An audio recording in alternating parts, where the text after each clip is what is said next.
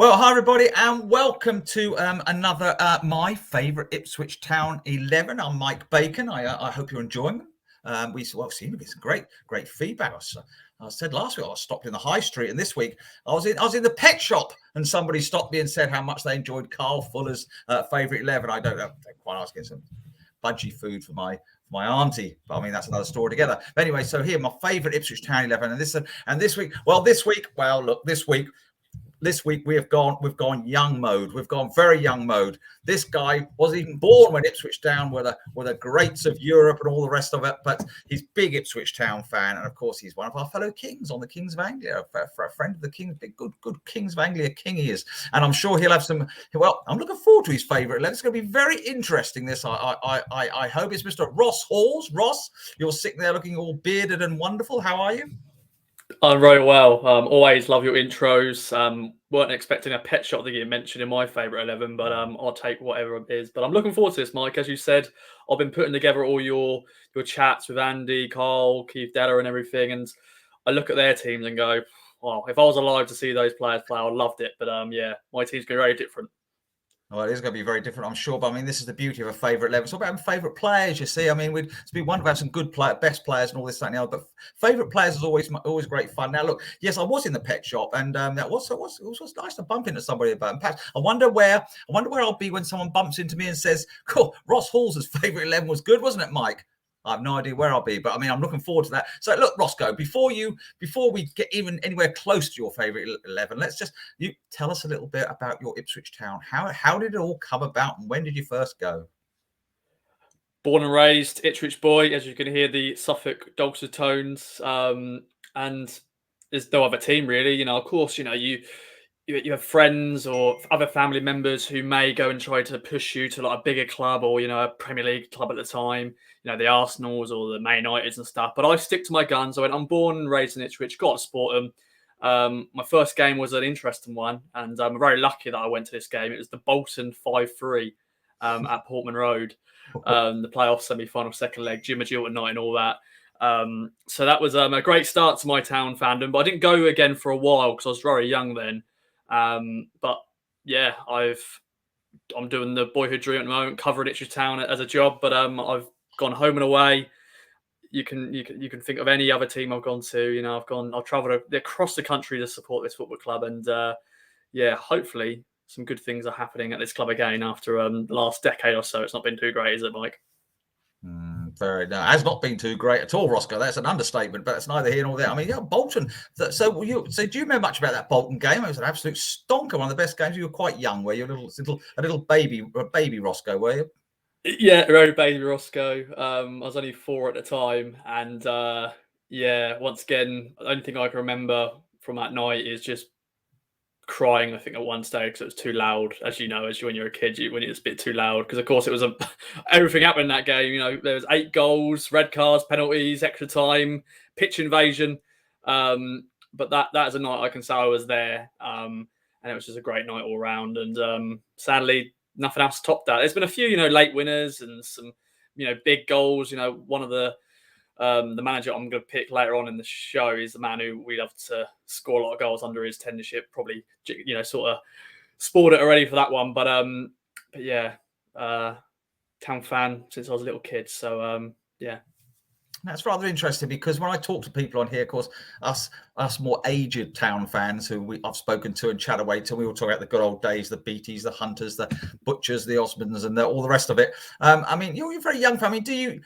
I often want to sort of young. How do you feel when you hear all this stuff? Because it hasn't happened for a long time, and I mean, you must sit there getting absolutely either fed up to the eyeballs of 1981, 78, 9, all this sort of stuff, or does it make you proud that you support a club with a history like that? It does make, yeah. We've got to respect it. I think our young guns. We've got to respect the history, but also I don't like to always go back to it because that happened when most of us weren't born. 81 was fantastic. FA Cup. To say our football clubs won an FA Cup. Part of that massive list of all the English clubs that have won it. But then also us to win in Europe is always great. And my nan's a big fan. She's a season ticket holder. She's 87. She's still got a season ticket now. She goes every home game and she loves it still. And I always talk to her about different players like Paul Mariner and Kevin Beattie and all the greats. so I always like to respect it, but also I like to talk about current day and present day, because I think that's our main focus. But I never get bored of hearing stories about it, and this series has been fantastic to hear memories and stories. So I always like to hear about it. Well, that's good. Very, very good attitude, young Rossco. Very impressed. That's quite right. Never diss your history. History is very important in all walks of life, or every part of your life. History is very important. Learn a lot from history, and history obviously tells the Ipswich Town are a great football club. And Ross, I mean, before we get into your team, which I'm panning out a little. We're so excited about what your team's going to be, but I mean, the last few years haven't been great. But Kieran McKenna, then, what are your thoughts on him? What are your thoughts of the season ahead? Well, if you listen to our podcasts and videos, I've been a big fan of Kieran McKenna when he came in the door. I didn't know who he was. I'm not going to say I did. Everyone did their research, everyone did the Googling and stuff, but I've been impressed by him. I'm learning something new every time he does an interview about football. But I'm excited for next season. Fourth season in League One. I never thought we were going to be playing League One football, but then of course we got the relegation in 2018-19. I thought, oh my God, I'm going to be supporting a football club in League One. But I'm excited on Kieran McKenna. I think this is his first sort of full season. Chance for him to bed in his more ideas, bring his own players in. We've signed some players already. So bring on the season under Kieran McKenna. And of course, you'll be pitch side with your little video camera. Oh no, sorry, did I say video? I meant shutter camera, kind of a video, but a little camera there. You'll be clicking away and clicking all the fans and all the rest of it, and get in that fan zone and have some cups of hot chocolate and listen to the music and interview the fans. Just so you got an exciting season ahead for yourself, Ross. And of course, you'll be there with young Mr. Warren and Mr. Watson. They'll be accompanying you to home and away. So look out for all the pods and stuff coming up. But that's all for the future. This is now, and this is Rossco's now. Before we get on to it, so you told me beforehand in the green room that we don't have, but it's sort of like a green room. It's just like, come on, Ross, where the hell are you? I'm waiting to hurry up and get on with this thing. But anyway, you said to me, I'm not having any substitutes. You said, now explain to our listeners and viewers what's going on. I've watched the other Favourite 11s, and people have been given subs, and sometimes there's too many subs. So they're naming too many players. And my list of favourite players isn't as big as probably as theirs, because they've had more decades of watching Town. And I did make a few notes of some subs, but I thought, you know what? This is going to be my favourite 11, just my 11 players and the manager. And if one of them gets injured in the first minute, then can I play with 10, or I'll have to just jump in, from a fan jumping over the barriers to go and play for the next 90 minutes or so. But I just want to say this is my 11, just 11 favourite players. That is it. Beautiful, absolutely beautiful. What to picture it now. Someone sent off the first minute, up you step. Anyway, okay then. So have we got a formation, Rossco? I mean, some people like the formation, some people don't. Stephen Foster went with the 4-2-4, extraordinary. But have you got a formation before we kick off? Yeah, I do. I was tempted to go all out attack, but I thought, no, I like my defenders too, and I like my full back. So I've gone 5-4-1. So I've only got one striker. So 5-4-1. Well, there you go. We go from 4-2-4 with Mr. Stephen Foster to 5-4-1 with Ross. Go on then, Ross. Off we go then. Who's your goalie? And we'll crack on. Enjoy. Okay then. Goalkeeper. And I was a little goalkeeper back in the day when I was 8 to 10 years old. I was very small, so it didn't last long in goal. And I've always liked goalkeepers. And unfortunately, Town for the last couple of years, maybe the last decade or so, we haven't been blessed with some of the best goalkeepers, have we?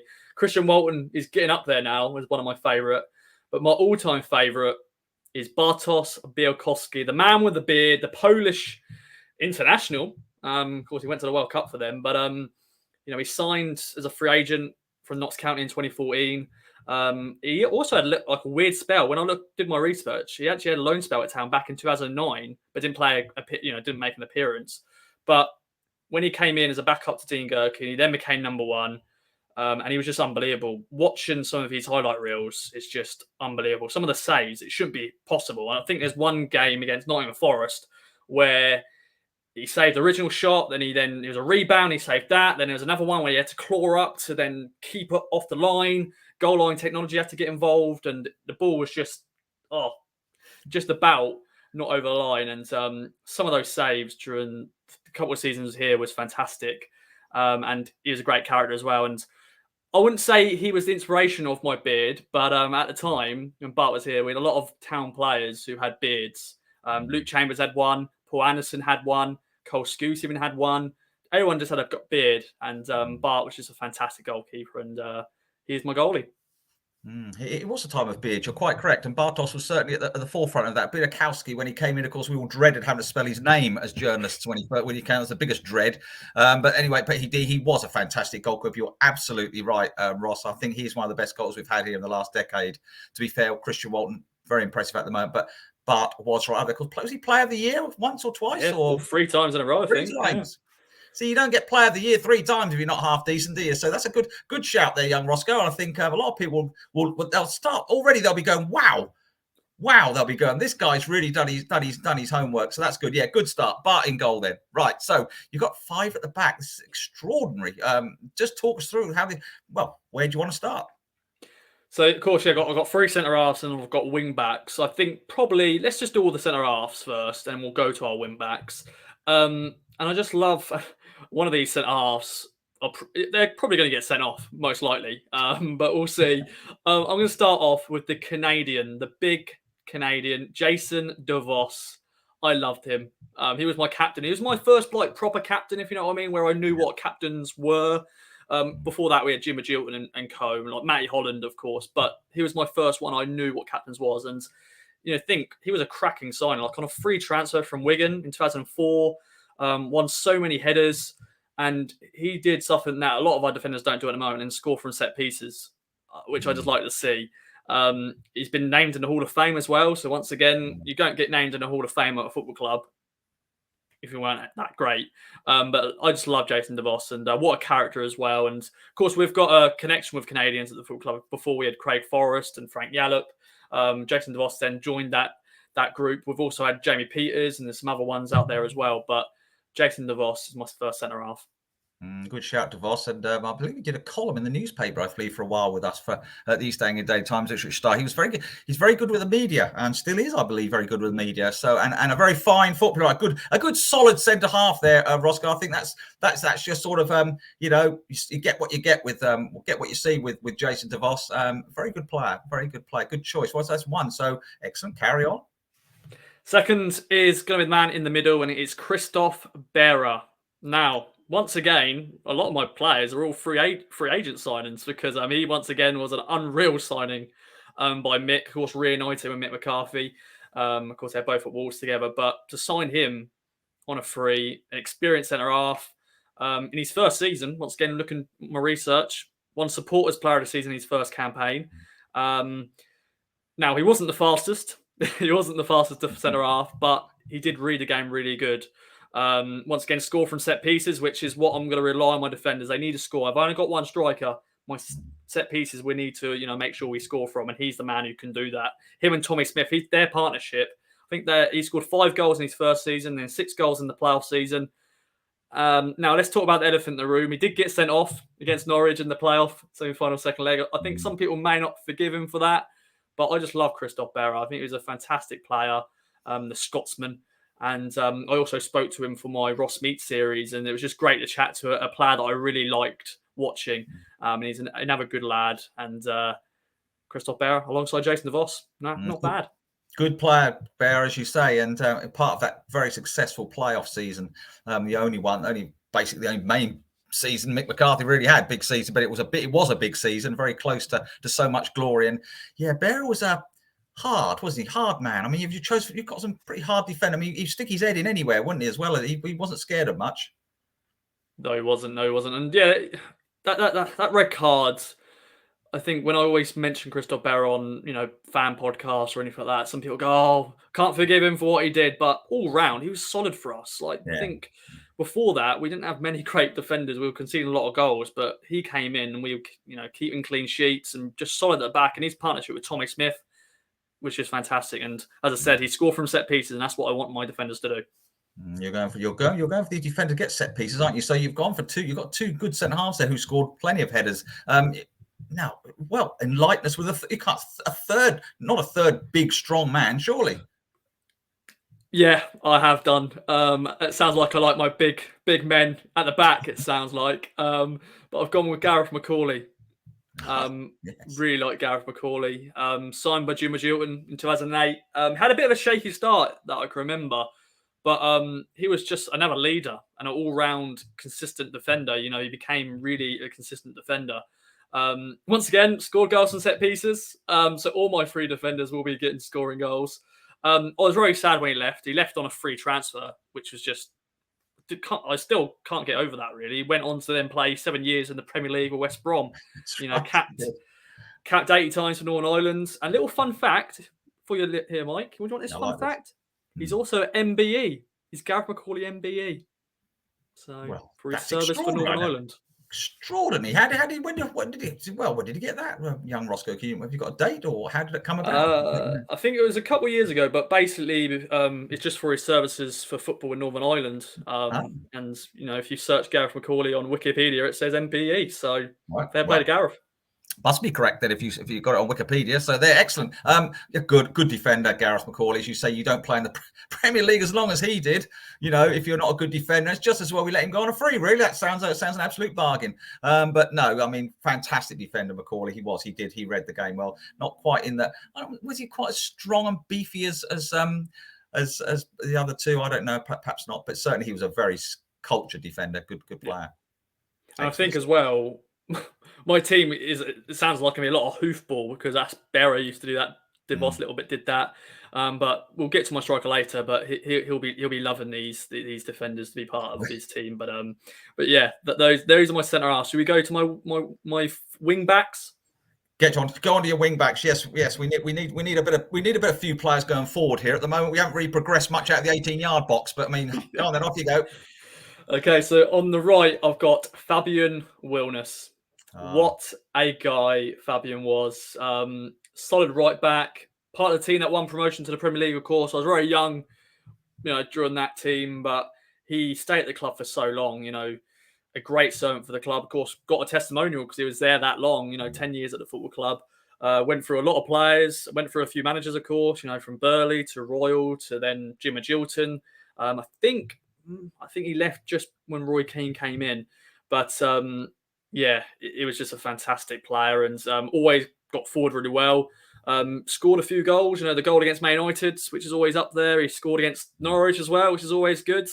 But just what a character as well Fabian Wilness was. And I just really liked him as a player. And he also had a few moments where he could get sent off as well. So I have to be wary of him possibly. But thankfully, maybe at right wing back, he won't get involved in tackles. I'll leave them for my centre halves. Well, bear in mind, you've only got 11 players. You can't have too many sent off, Rossco, because you're going to end up with about 8 men at this rate, but with no subs. But anyway, yeah, Fab by name, Fab by nature. Yes, that goal against Man United, I was there that night. Well, you weren't there that night, young Rossco, I suppose, were you? But what a day, what a night that was, rather. It was a night, wasn't it? Town's first game back in the Premier League. Beckham, Giggs, Scholes, Neville Brothers, and up nips Wilness, bang. And didn't he say something once about how no Norwich players would ever get in the Ipswich team or something? I think he did something wound Norwich up about. So I can't remember the exact words. I'm sure that our Kings of Anglia friends will remember the great phrase, which of course went down absolute storm among Town fans and really wound Norwich up. Good choice that. He was a very good footballer. And again, I don't know how many, you might have a list of how many times he played for Town. I don't know if you do, you probably haven't. You might be able to flick to him if he hasn't. I mean, he played quite a few times for Town and very good player. And it's here quite some time. But and I've just looked up. So he played over 300 times for the club. So that's a lot of games. As I said, 10 years. You don't, in nowadays football, no one stays at club for more than 3 years nowadays. But for 10 years, getting a testimonial, having to go through all those managers, all those players, you've got to give, big credit to Fab. And as I said, a great servant for the club. Very popular player as well. Very popular player. Good choice. Here's a bit of a flying wing back. So at least we've started to get over the halfway line now, which is excellent. And so there's obviously somebody on the left-hand side then, young Rossco. Yes, and currently at Town, we are needing this sort of left back or left wing back, left-sided player. And we've not had many great ones, really, since I've been watching Town. And this guy was just fantastic. And it's Aaron Cresswell. What a player. Fantastic first season at the club. Of course, the only good thing that Paul Jewell did at Town was signing this man from Tranmere in 2011. And as I said, he had a fantastic first season. I was looking up. He got linked to a Premier League move in his first season, but he stayed, carried on, wandered on left foot, scored some decent goals, especially the one that sticks out, the goal against Crystal Palace. which was just fantastic. It was goal of the season for us in 2013 for that one. And of course, he was always going to head to the Premier League, weren't he? He was always going to go there. If it was with us, then that'd been fantastic. But unfortunately, at the time, Mick McCarthy was building the team. Aaron Cresswell scores set pieces as well.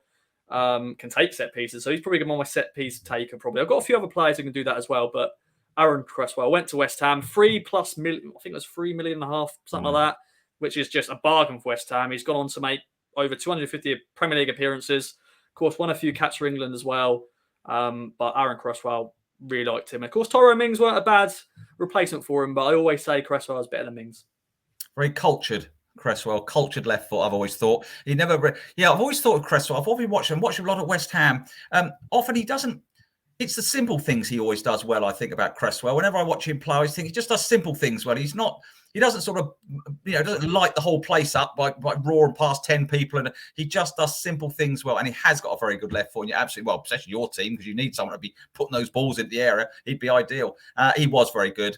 And to go on again and done what he's done. I mean, we were very fortunate to have him. It's a shame these players didn't go up with us, but good choice for left wing back there, Aaron Cresswell. Yes, nice one. Good thinking that, Rossco. There, nice one. Hey, so before we go much further, let's go through your back six as we've got.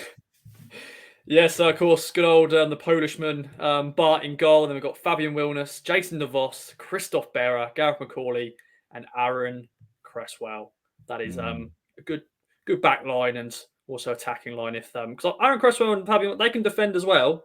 If the defenders will be up for the set pieces, although Aaron Cresswell will be taking the set pieces. So I thought it's through really well, but they'll do a job. They'll do a job. Exactly. You don't overthink it, Ross. Don't overthink it. You carry on. It's a nice team. It's coming along nicely, and now we're moving to the centre of the park. But this is interesting because this is 4 in the centre of the park, just in front of your 5. So some of these are. Well, I don't know. I don't know what the team is, mate. Are they? There must be 1 or 2 quite attacking midfielders in here. Would you suggest? Or you haven't got 4 holders, have you? 4 holding midfielders. Well, we'll never get anywhere at this rate, but. No. So I've got a right midfield and then 2 centre mids and then a left midfield. So let's start with right mid. And it's actually a lone player, which can be controversial, but the amount of games he played for us and the impact he made was just unbelievable. 8 games in total, 4 goals. It's Giovanni Dos Santos. The Mexican just did some incredible things during his loan spell from Spurs. I still can't believe we signed him. I think I was 12 years old at the time, and I was just so impressed. His touch, his movement, as he said, his goals. He also scored against Norwich. The last time he beat Norwich, sorry to repeat that live on air, he scored a penalty. He also assisted Adam Quinn for that goal as well, for his goal at the game. But Giovanni Dos Santos, just some of the things he did on that pitch at Pawn Road and even away, I was just like, wow, I was just amazed. And yeah, we're never going to sign him permanently. Of course, he went on to then he went to actually Villarreal in Spain, then went to America. Of course, Mexican international as well. But as a young lad, I was just at awe with him. And he was just fantastic. The Mexican magician. Mexican magician, very good. Nice use of words there. Rossco, be absolutely right. And of course, it was just signing. I remember the time. It was a very short period of time. It was just like signing a Premier League player. It was though we had just signed a Premier League player to suddenly put in our Championship team, just like that.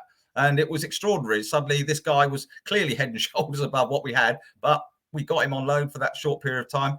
But how many did he play? It was 8 games that all he played. Yeah. Yeah, amazing. 8 games, all those memories from just those log that for just those 8 games. It sticks in your mind. What a great sort of. How many players have played more than that? You can't even remember the names. Yeah, I think just that impact in that spell. Of course, it was an interesting time because that Roy Keane then came in. I think he played 2 games under Roy Keane because it was after the Norwich game. Jim went. And, he scored 4 goals in 8 games. One of them, as I said, was against Norwich. I don't think there's a goal at home against Burnley as well. But when you talk about loan players, there's always like loan debates and stuff like that. And we always talk about who's best loan player. And he always gets mentioned because the impact he did in those 8 games, you just can't believe he played for us. And I just liked his movement, liked everything about him. When I'm watching back some of his highlights, because I know I was 12 at the time, so I can't remember much from that. But when I speak about Giovanni Dos Santos, it just brings me back memories of just some of his things he did. So he's got to be on my right. Well, absolutely. And I think the fact as you say, you mentioned Dos Santos to Ipswich Town fans, and they'll go, "Oh wow!" And he played just 8 games. I mean, it's extraordinary. You know, people have such great memories. Very good choice there, young Rossco. I mean, I'd rather you didn't keep putting in the fact you were only 12 when you signed, make me feel extremely old sitting alongside you here. I'd probably be a little bit grateful. But you carry on. So it's Dos Santos is in it. Was he on the right? Is he? Did you say? Yes. Yeah. Okay. You carry on. What's the rest then? Okay, let's go to my first centre mid, and my first centre mid is Owen Garvin, the Irishman. Once again, just loved Owen. He had ability just to float the ball around. He had a very interesting running style, I have to admit. He just, I don't know, he's very laid back character. You know, it's a big comparison, but I compare him to like Gerrard, like when he was first coming through, just how they looked, they're both very skinny lads, weren't they? Gerrard was very skinny when he first came through, and Owen Garvin was very skinny as well. You know, he made a really big impression when he made his debut, and he was part of the Youth Cup winning team of 2005, and then he broke through under Joe Royle, and then he then became Jim Agilton's sort of right-hand man when he then became manager, and he was sort of replacement for Jim, really, because Jim then became manager. And he didn't have the career we're all hoping for probably at Town. You know, he still made over 150 appearances, which was great. He then went to Palace, then played a few times in the Premier League, and then unfortunately his career just stopped. I think he just fell out of love with the game.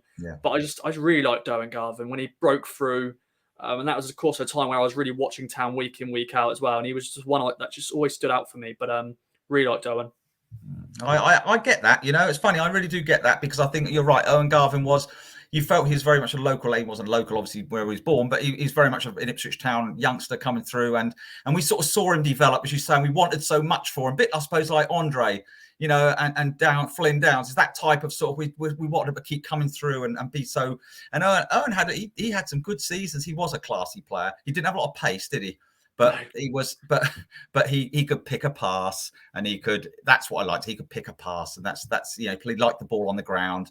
And good choice. That was a very good choice. That young Rossco, very nice. Good footballer, Owen. He was. And next to him, he'll be doing some of the running. Is Tommy Miller.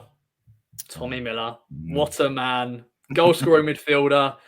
Penalty king as well, scored all types of goals, made some great runs, linked up well, of course, with Bent and Cucci during them 2 playoff seasons. And that was my first proper season where I was watching week in, week out, and, you know, seeing a very successful team score goals.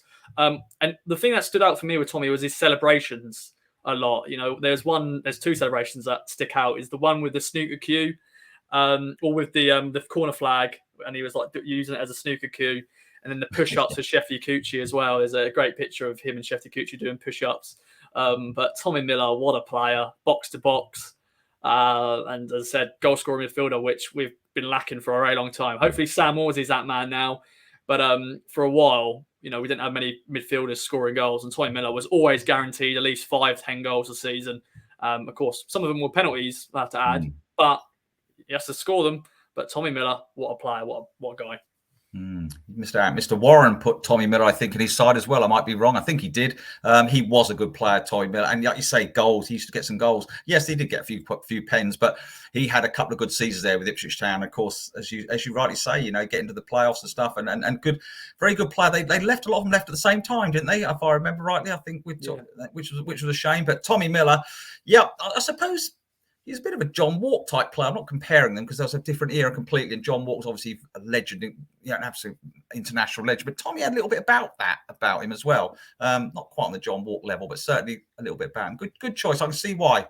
Yeah, nice. And there's also Tommy. It's just such a great guy as well. I've had the opportunity to speak to him a few times for podcasts and just other features. And I met him a few times in person. He's just a really great guy as well.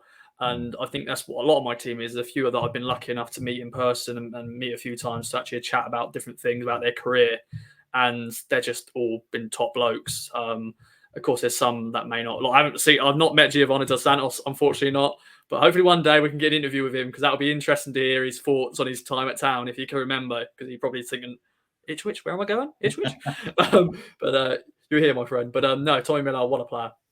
Excellent. Great. Tommy Miller's there in the middle of the park alongside Owen Garvin then. And so you must have always got a man on the left here. Who are we plucking out on the left? Well, I don't think many people are going to include this man in their 11, but for some reason, I just really liked him, and I'm gonna give it a build up here because it's going to be an interesting one. He was a very slow winger, so he's not going to be that quick. He's not going to be running down the flanks, but I just loved him, and that is good old Darren Curry. Darren Curry, the little step overs, our very own David Beckham. I'll say. Maybe not Yeah. as good as David Beckham, of course, but I just love Darren. You know, scored some set pieces. He scored on his debut against QPR. I was there at Loftus Road when we won 4-2 in the orange Power Gen kit. Decent little player, good crosser of the ball. And you know what, Mike? Just a good tidy player who just did the job. He had the number 10 shirt as well, Curry 10. Yeah. As I said, I think blonde hair, didn't he? blonde hair as well. Yeah, tattoos everywhere as well. I think we're in the system. There's just like pictures of him just with his pants on, and he's just got all the tattoos. So I think we must have did a feature of him for the magazine. But once again, I've had the opportunity to speak to Darren a few times, and he always like jokes about why do you like me so much as a player? You're just a slow winger, and I liked his step overs. I liked some of the boots he wore as well. And I think he mentioned Joe Royal wanted to sign him for so long, and he finally got his man. And just Darren Curry, what a man!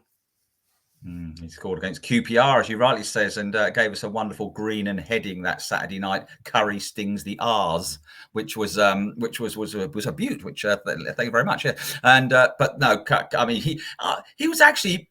You know, he was a really skillful player. I mean, yes, you're right. He wasn't your wing he wasn't your flying wing merchant, but he did twist and turn and he got crosses in very quickly. Sometimes and left and right foot as well. And you know, you see sometimes I was watching. I won't say who, a certain England national the other day got on his left foot. He couldn't even cross it. You know, it sort of had to come back onto his right. You know, and Curry was quite capable of doing both. And he was a good signing actually, and he brought a lot of fun to Ipswich Town and a very very good quality player. And you're right.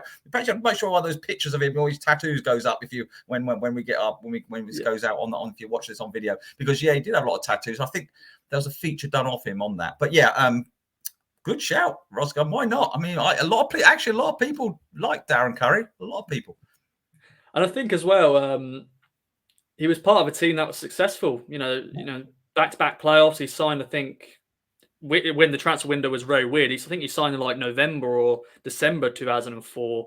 So it's one of those things, or 2003 or something like that. But you know, when the transfer window wasn't a thing just yet. So he signed halfway through a season, and of course was part of that team that got promoted and got into the playoffs, didn't win promotion. Still can't believe we didn't do that after that season. There's goals, top of the league, and all that. But it was part of that. You know, setting up goals, scoring a few goals himself. I know he always tried to forget the miss he did against Leeds, where if he scored that, it would have been a big game, big point. But I won't speak more about that because that still hurts. Yeah. But like you say, he was pop. He had the looks as well. He had a little bleached hair and like I say, a little sort of Beckhamish sort of style about him in the way he looked. But Darren Curry, excellent choice. Good choice. A good midfield. So your four midfielders there. Let's go run through them again. So Giovanna dos Santos is alongside Owen Garvin, Tommy Miller, and the slow winger himself, Darren Curry. Don't keep saying slow winger, poor chap. He might listen to this. Anyway, so it's a 5-4-1. So you are actually going to decide to have a striker, which is quite useful for a football team trying to score goals. So I mean, this man, he's got a bit of where's going to be pressure on him? I don't know. Perhaps the midfielder going to supply so much, or the defender's going to score so many set pieces, it won't be required. But go on then, Rossco. Who's your main man up front? Well, funny enough, I normally actually like two up front. Normally, like I'm a 4-4-2 man, to be honest. Definitely on computer games and stuff. But this man I think can do the job on his own. And he's got a lot of cover with Tommy Miller there as well. Tommy Miller can get in with the goals. But it's Daryl Murphy. Daryl Murphy. Now, before we get on to his prolific season, 3 loan spells before signing on a permanent deal. He wasn't prolific in his first couple of spells. I think he actually scored. Fun fact, another little fun fact for you, Mike, just for people who don't know or can't remember. He actually scored 23 seconds into his town debut against Middlesbrough. So that's a great start. But yeah, look at the stats here. 6 goals in 18 games in his first loan spell, then 4 goals in 34 games in his second. But he did play on the left wing a lot in his first few spells, which didn't really do him justice, really. Then when he signed permanently, he finally scored in double figures, 13 goals in 46 games. And then the season that was, the playoff season, the 2014-15 season, everything he touched was in the back of the net. Left foot, right foot, header, volley, 27 goals. He was always strong in the air for me. You know, good runner with the ball as well. And he just linked up really well with, with David McGaudrick that season and other players part of that team. And I just love some of his goals as well. Some absolute crackers he scored that season. And of course, it was a bit disappointing, when he left, and then we replaced him with, I won't name the player we replaced him with because he was not very good. But I think we haven't had a target man like him really since. I know James Norwood, you can put him part of that bracket a little bit, but we haven't had a man like Darren Murphy he's got all the attributes to be a top striker and a top target man. It was bizarre, wasn't he, Murphy? He was complete and utter marmite for Town fans for a little while. He had his loan spells, and quite frankly, most of us were left sort of thinking, "Oh my goodness, have we got him?" And then we signed, and then he did have after. We signed him permanently. It was okay, and then out of the blue, it was a bit out of the blue. Let's be honest. This season he had, was it 27 goals, 26 goals? Yeah. It was literally every time Town scored, you expected Murphy to come up on that wherever you're watching or listening on your phone or something. He just went extraordinary season, and really he single-handedly fired Ipswich into those playoffs. Really, obviously the team, but when you have a man like that score that many goals, and he strong player, could hold the ball up, and he had a little bit about him as well. He had a bit of strength and pace. He wasn't, was just a hold-up man. He's a very good player, but like I said, to start off with, people, I know some people think, oh my goodness, what we signed him for, but then he exploded with this season.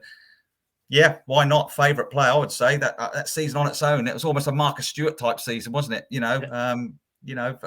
From a few years previously. So yeah, good choice, Darren Murphy. Yeah, you like your Irish players, don't you? You've got a couple of Irish. Yeah, I've got a bit of an Irish connection. I'm not Irish myself, my family. I don't know why there's something about. With of course, Town have had a lot of Irish players.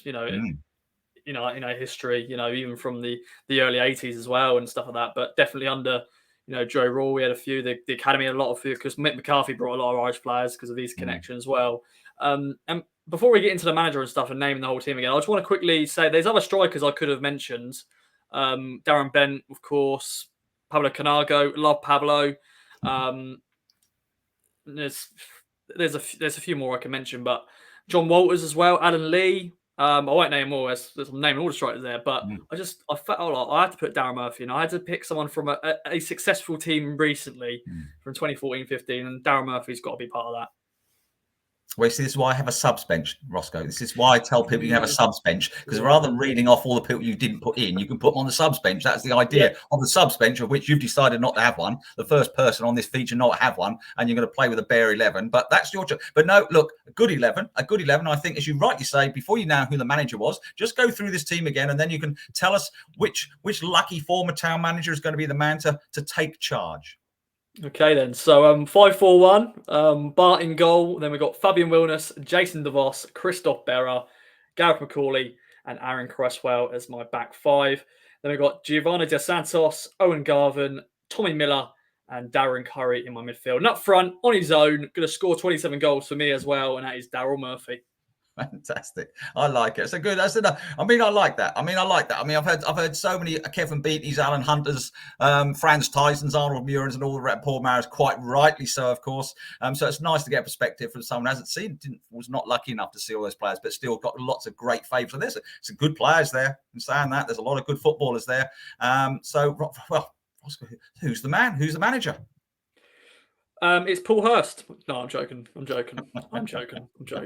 Paul, why did you have to say that? See, are we going to edit that? No, we're not, are we? No, you carry on. No, it's none of my managers called Paul, because we had a lot of managers called Paul, and I'm pleased our manager now is Kieran McKenna, and he's getting close. He's getting close. I've not picked him just yet, but give him a few years, he's probably going to be my favourite manager of all time. Mick McCarthy got close because, once again, the last successful manager in terms of getting us into a playoffs. But I've gone with Joe Royle. Good old Joe Royle. As I said earlier in the video, his team scores so many goals. Gung ho approach. Darren Bent, Chef Kikuchi, Tommy Miller, scoring all those goals. And what a job he did. He had no money. All the star players, had to get sold.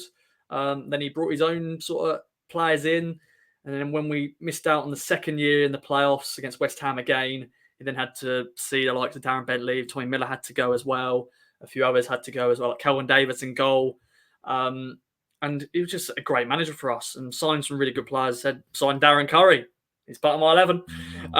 But yeah, what a nice man as well. And those 2 seasons when we got back-to-back, playoffs, so many great games. The Crew game always sticks out, 6-4. And I think Joe Royal deserves a lot of credit for what he did.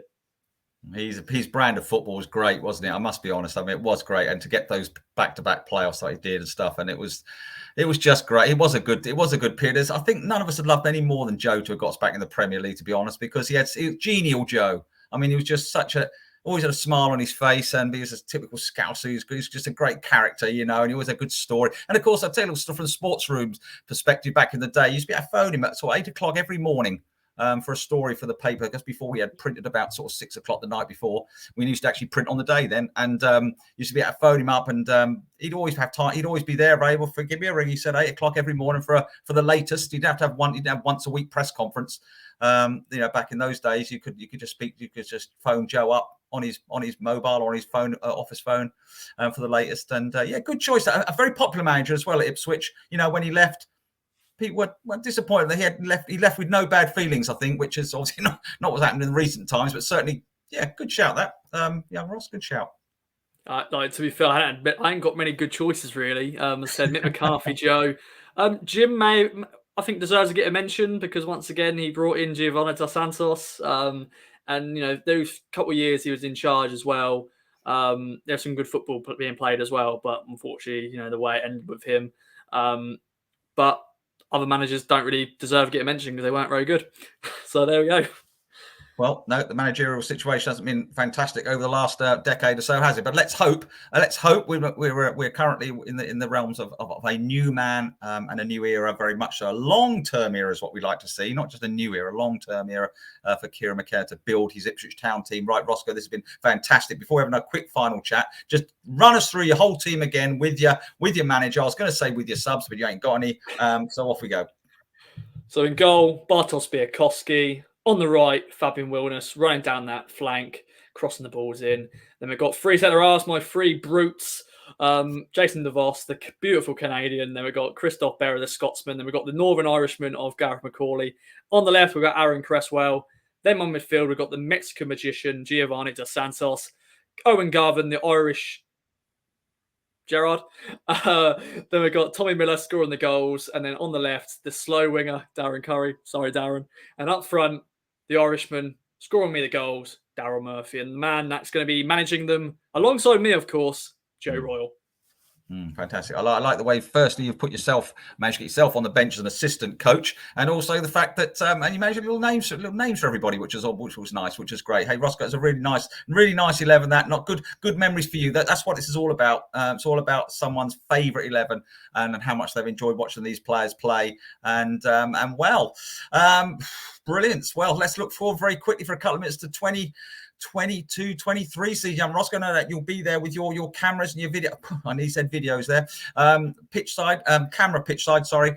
And obviously the fans chat away to you at the end of the game, which has proved really popular. I mean, that's been great. The fans social, obviously, that we still do on KOA podcast, but match day, game day, when you talk to the fans, that's been good, hasn't it? Yeah, it's been good fun. I've met so many great, I can say, characters, who support the club up and down the country. I've met some great people who now I can call them friends, really. Now I go and play 5-a-side with them, I've stayed at some of their houses for away games. Good old John Watson gets a good shout out. I've stayed at his house.